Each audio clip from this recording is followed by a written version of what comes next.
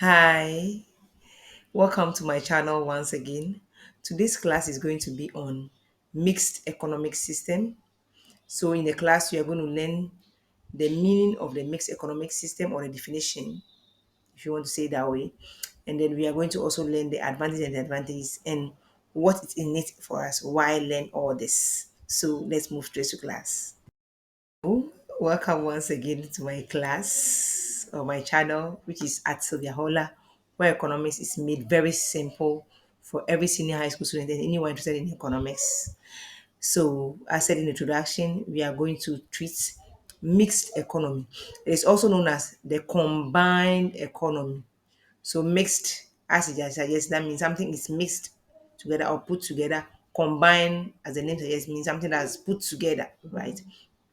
So obviously, without even me telling you, if you had watched the video on the capitalist economic system and then the socialist economic system, we are just mixing them together right now. So as easy as that. So what do we mean by mixed economic system? Mixed economy system, right? It's a particular system or is an economic system or an economy where the resources are owned and controlled by both the state and the private individual to produce goods and services. If you remember in my other videos, if you have not watched it, please watch the video on capitalist economic system and that on socialist economic system. In those videos, we lay down some three criteria that would help you identify which economic system you are dealing with. So one of those criteria was who owns the resources. And then the next criteria following was what who takes the decision as to what to produce, how to produce, where to distribute, and so on. And then we also have to find out the motive for production in that economy. So we are going to answer those three things in explaining the meaning of the mixed economy.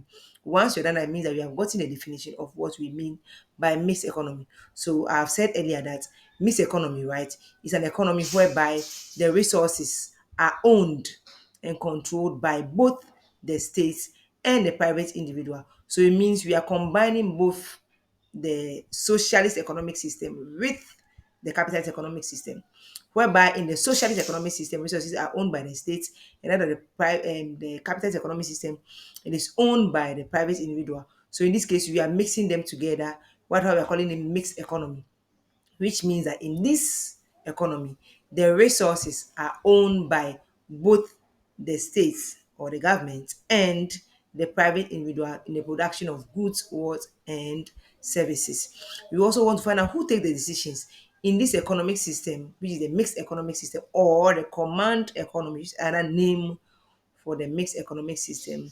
Those the one who takes decision is just as because we are combining both the states and then the individuals. So we have the states taking decisions, the private individual also taking decision as to what do we produce, how do we produce, for whom do we produce, how do we distribute, etc. So these decisions or economic decisions are taken by the states and also the private individuals. After all, you are dealing with a command or the combined or a mixed economy. I mean, the two of them are coming together. Also, you want to find out what will be the motive for production. We remember that in the economics, the socialist economic system, the motive for production is the welfare of the citizen, while that of the capitalist system is the profit making or maximization of profit. So in this case, you are bringing the two together since the two of them are together right now.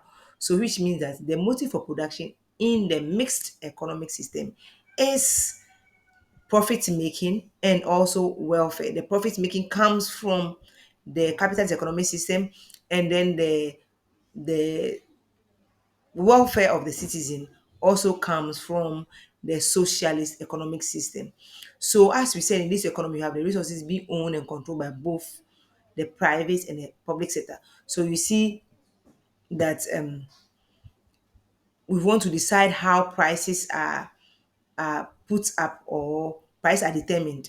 Remember, if you I would like you to really go and watch the video on the socialist economic system, because at the last part of the video, which I encourage you to watch the last part of the video, you see that we compared the social economic system with the capital economic system, you realize that because capital economic system, they use a price mechanism where demand and supply decide what to produce, and then by the social economic system, the states or the central planning commission decide what to produce, right?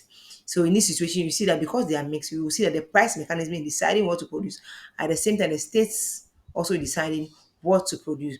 So we see that in the mixed economic system, we have both the private and the public sectors. So you see public sector, you see the private sector in the mixed economic system. So let's see some countries, for instance, it's my country, Ghana, which I am currently, and then we have Nigeria, we have India, we have so many countries that are practicing mixed economy.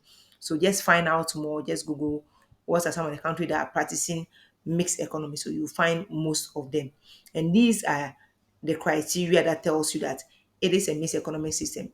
That I've said earlier that the resources are owned and controlled by both the private individual and the states. And then we see that the motive for production is for both profits and then welfare of the people. And then we also saw that the decisions as to what to produce are taken by the price mechanism, which is it goes by demand, as we demand, we supply, and that aspect is coming from the private sector. And then we have the state also determining what to produce. So both of them are working together in one economy, right? So if your country is operating this, these are some of the things you'll be seeing, right? If your country is not operating anyone, you will have to look keenly and see what are some of who take the decision as to what to produce, who owns the resources. Once you determine those criteria, you should be able to know whether your country is practicing socialist economic system, capitalist economic system, or mixed. So I would advise you to watch my videos on that, just on my channel. So once you go, and I've even added to the playlist. So once you play the playlist, it will be easy for you to identify them. Okay, so let's see resources such as you see that you have the schools, you see private schools, you see government schools. So it's up to you to decide which one you want. After all, you have the private one, which you know that it comes with all its benefits that it has. And you have the public one that also comes with maybe the government one or state-owned ones that also come with their benefits. So it's up to you to look and see which one you prefer most, whether you prefer the private schools or the government ones. We also see hospitals owned by the government and hospitals also owned by the states. So you have a choice there too. And then we also see industries that are owned by the private individuals, and that are also, some of them are also owned by the state. Let's quickly go through some of the features of the mixed economy. Without me telling you, I'm sure at this point you should be able to name it yourself, right? That, oh, you know that this will happen. Obviously, you can see that once there is a mix, all of them come with their characteristics. So the capital economic system bring in their characteristics into the mixed economy, and then you also see that the social economy also bring their characteristics into this economy. So let's see what we mean by that. You see that in this economy, there is both participation of the public sector and the private sector, as said earlier. You also see that the decisions are jointly made. It is not made alone by the governments, or majority made being made by the government or the state, or being made by the private individual. In this case, you see private individual making decisions as to what to produce and all those things. And then you also see the government also making decision in that same economy. You also see that in this economy, you see people striving to make profit at the same time, the government striving to maximize the welfare of its citizens. Also, you also find out that there's freedom, economic freedom. What in economic freedom, this one basically comes from the capitalist side, right? You have the liberty to choose what you want. For instance, if you want to go to school, you want to choose that, okay, I want to go to a government school, or a publicly owned school, or I want to go to a privately owned school, because you have that option, right? Wherever you decide is what you want. Unlike the other ones that, as I have said, I don't want to go so much into details, just watch those videos and I'll be adding them to the playlist so you will see it. So if you also want to go and purchase a particular good or consume particular good, you have the liberty to choose which one you want. Anyway, you are able to choose which one treats you better, right? So that's some of the advantages of this economic system, which is the mixed economy. we have equitable distribution of income. This one comes from the socialist side, right? They want to make sure that you have income equality, so the rich will not be too rich. No, I mean not to be too rich, but I mean the rich will not be richer and the poor be poorer, but the income gap will be closed. So that if you want education and you can't afford the private one, which may be probably maybe too expensive for you, you have the government side. So you all benefit from education. If it is health and you know that you don't have enough resources to be able to get maybe a private hospitals to attend to, or you're able to sign up to insurances that are privately done that contain so many things. You may also want to sign up for the government one, the publicly owned ones, which may be cheaper. So it means that you don't struggle to get health, because if you can't afford the private ones, you can always afford the government one or the state owned ones. In that situation, it means that everybody enjoys. So there's equality somehow, that not that some people who need the goods are denied. No, everybody gets what they want. There's also job security. And the job security, because if you want to work in the private sector, you have a choice to do that. If you also want to work in the public sector, you have a choice to do that. If you also want to set up your own business, right? Because you want to own your own business, you want to have a job for yourself, not that you're employed that can be fired at any time. You have also have a choice, because individuals are very active in producing goods and services in that economy. So you have job security, yes. You also, it also prevents monopoly. You know, when you have the government side being the only people who are in control of the resources, whatever they decide to produce and however they want to do it, whether it's being at the best quality, or no matter states what states the good or services to be in, you don't have a choice, because that is the only one you have. But in this situation, you either have both the private and the public public sector. Yeah. So if you realize that if the private sectors are monopolizing, or they are the sole producers of something, so they decide how it should be done, how it should be priced, you see that the government side becomes a competitor that sets up similar thing. So they cannot have the choice of saying we are the only people who produce, so you must consume it as it is at the price they want. You have a choice, because it's not only produced by one state, so it prevents monopoly.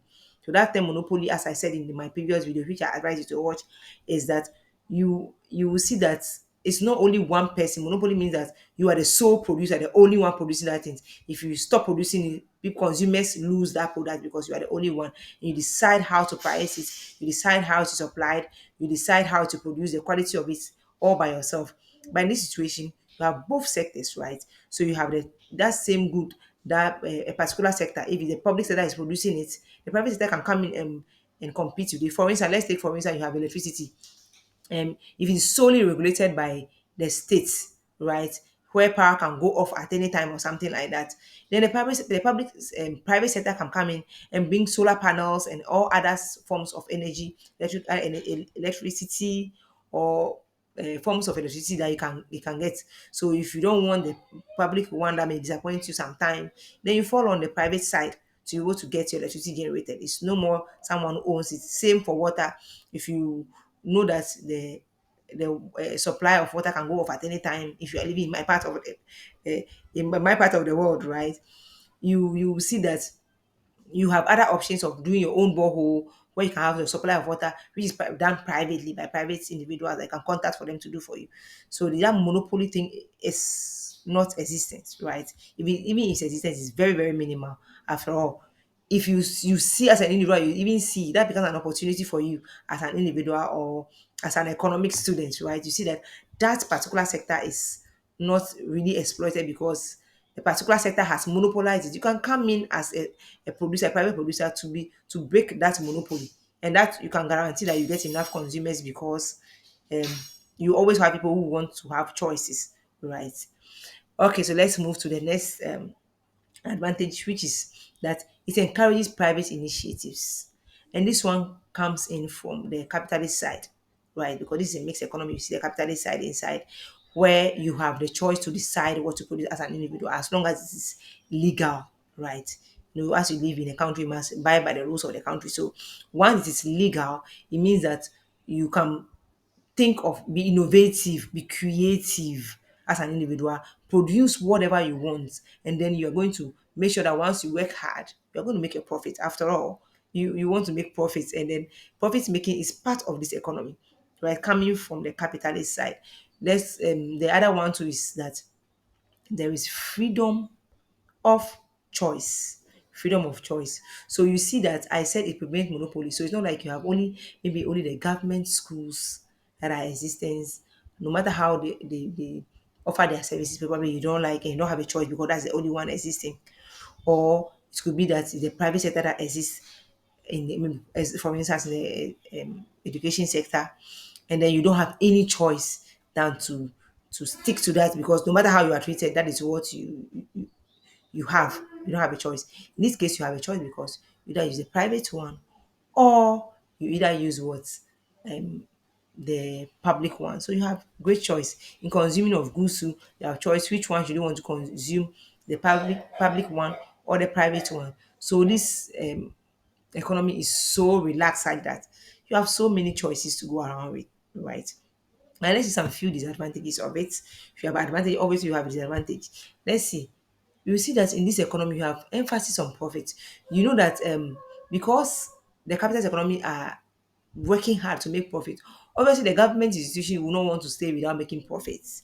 They also want to work hard, right, to make profit. So you see that the profit kind of sometimes overshadows the welfare of the people in the country. So even though the government is working hard to make sure that um the welfare of the people are taken care of, which is part of the mixed economic system, you see that the profit motive that is coming from the capitalist side, right, or the private individuals, because they work hard, they make profits. No government will really want to make profits. So once they're also making their business, instead of maybe solely thinking about the welfare of people, they mostly also are swayed towards making profit, because after all, the more profit they make, they're able to help to improve the welfare of the people. So you see that the emphasis is mainly on profit making. You also see that there's poor efficiency caused or caused by the involvement of what the state. There's poor efficiency caused by the involvement of the state. Most You see that in most countries or in my part of the world, right? If anything belongs to the government, people do not take it that serious. You see government properties destroying and everything, but no one seems to care, right? So resources are wasted here and there. So if we have a mixed economy, that characteristics of the socialist economic system is found in this too. So you see that resources will be lying idle, will not be used well. Some state properties may be destroyed. People don't take um, state work serious, and that characteristic is found here, because once the state is involved here, you will see that that's disadvantage of having not allocating resources efficiently is relevant here, right? It's showing up here, yes. And you also see that surprisingly, you see income inequalities, yes.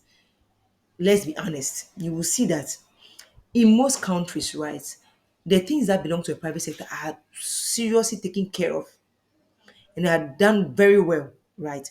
If you take, for instance, education, you see that you have schools, right, that are done, and then the way they give out their services, if it's a private one, it's really at the best, because the private individual wants to make profit. So it wants to make sure that it's offering its service at the best quality, so that it will attract more consumers. The same way if you go to hospitals, right, or you go to banks, those belong to the governments, or hospitals that belong to her government, you see the treatment. And when you go to government hospitals, you see that as if people don't care. The customer relation is so poor that this is for the government. After when you come, the way they are supposed to treat you, it is not as you expect to be treated when you opt for the private one. So when you go for the private one, the customer service alone, but the way they treat you, even if you're a sick person, you realize that the sickness is gone just because of how you are treated. But when you go to the government sector, the sickness sometimes may get worse because of how the health workers even treat you, right? So you see that those who have enough, or who are the rich, are able to access good quality health, not because the government didn't put up quality things, but the way they are treated, the way they are handled. So they enjoy quality things.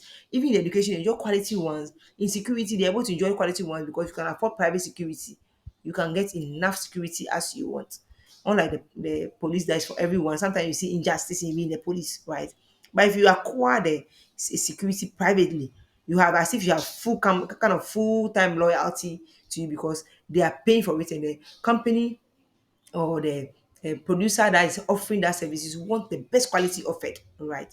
So you still see that there's income inequality. The rich get richer because they have better services, they have quality services or goods that they can consume, whilst the poor have the poorer services, and then the poorer goods, right, to consume, right? So these are some of the disadvantages of mixed economy. So let's see. We went through the what economic system is, capitalist economic system, socialist economic system, and then we are on a mixed economic system. How can we apply this to our life? You know, as an individual or as an economist, right? Once you have a goal, I made it in one of my videos, which I think I have to redo again, is that once you have goals and objectives and plans for your life, you're an economist. All you have to do is to see that you want to see how good those plans turn out, right? So you want to put up your best to make sure that you are able to achieve those goals. You are obviously an economist. So as an economist, what is your benefit in this? You want to find out what are the benefits for you in this economy. For example, I want to set up a business. You want to find out which kind of economic system do I belong to. If it's a capitalist economic system, oh, then you are free to go. You just want to abide by the rules and regulations. If you are in a socialist economic system, you want to find out which goods are you allowed to produce or not. Which services are you allowed to produce or not based on the system being operated in your country. It's a mixed economy, fair enough. You have both of them. All you have to do is to make sure that you stick to the rules and regulations of that country. Then you are safe to produce whatever you want to produce. So right now, I want you to find out which kind of economic system that you have in your country, and please let me know in your comment section. Let me know which country you belong to, and then what kind of economic system you think they are practicing, right? So if you are in any of the West African countries, right, we have our exams that we always write, and as I said, economy is not only about writing exams, it's about applying it to our lives. It's a very interesting subject that every human being, like on this earth, I wish learns economics, whether you're an economic student or not. So, to for exam purposes, right? If you are in West Africa, I want you to try these questions, right? The WASI School Candidate 2013, question 6. The WASI Private Candidate 2004, question 4. WASI School Candidate 2009, question 4. And then the WASI Candidates, School Candidates 2021, question 3. And then WASI Private Candidate 2014, question 5. There are so many of those questions. As I said, lay your hands on every past question you can ever have. And then you realize that they are so easy. It's so easy and not as hard as you think. So this will bring us to the end of today's class, which was on mixed economy. If you like our class, please don't forget to give us a thumbs up. And if whatever, as I asked earlier, whatever economic system you are practicing, please kindly put it in the comment section for me and tell me which country that you think is practicing the economic system. And then let's watch out for our next video, who is going to be on business units. So until we meet the next time, this is a goodbye for now. Enjoy the class and then make sure to go through the questions. Thank you very much for joining us today.